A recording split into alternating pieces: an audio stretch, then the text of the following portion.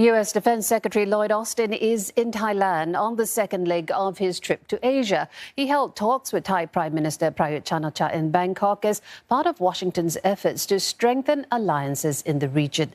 And Mr. Austin's trip comes on the back of his appearance at the Shangri-La dialogue in Singapore, where he notably held talks with Chinese Defense Minister General Wei Fenghe. He says the meeting was an important step towards opening lines of communication between the two militaries and an opportunity to raise Washington's concerns about tensions in the Taiwan Strait. Mr. Austin is also expected to outline plans towards deepening the United States' military cooperation with Thailand. Well, let's get more from Saksit Sayasambat. He joins us live from Bangkok. Saksit, a wide-ranging agenda there for that meeting between Lloyd Austin and Prime Minister Prayut Chan-o-cha. What were they hoping to achieve from these talks?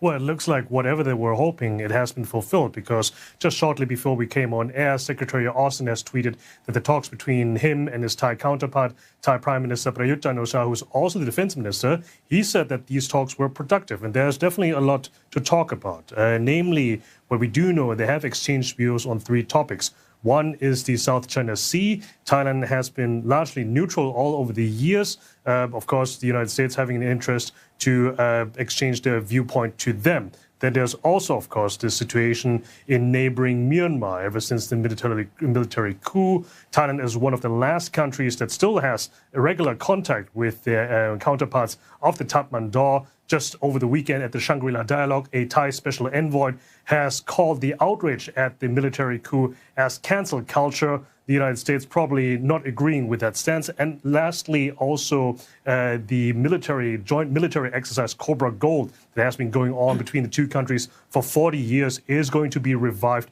at full scale next year, now that the pandemic has subsided. And talk us through the timing of the visit and why go to Thailand as part of his ASEAN tour? Obviously, the United States is trying to get the point across about their in Asia-Pacific geostrategy. And Thailand is actually a very good example of how these geostrategic ties have shifted over the years.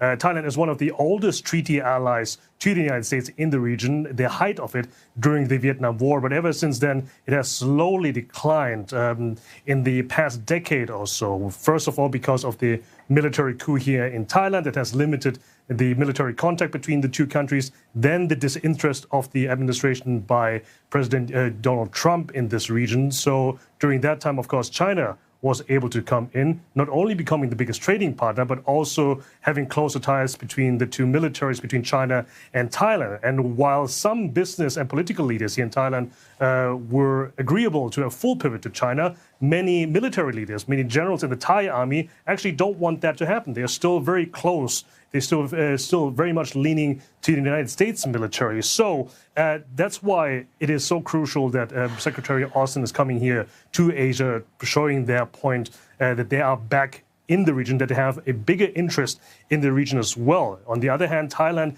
is trying to play both sides. They are not only cooperating with both countries, also procuring military equipment from both countries. But then on the other hand, there's the big question whether Thailand is going to remain neutral or falling on the other side. On the other hand, the United States, of course, looking for more allies in the region, as they are going to assert a bigger presence in the regions, especially with China's comments towards Taiwan.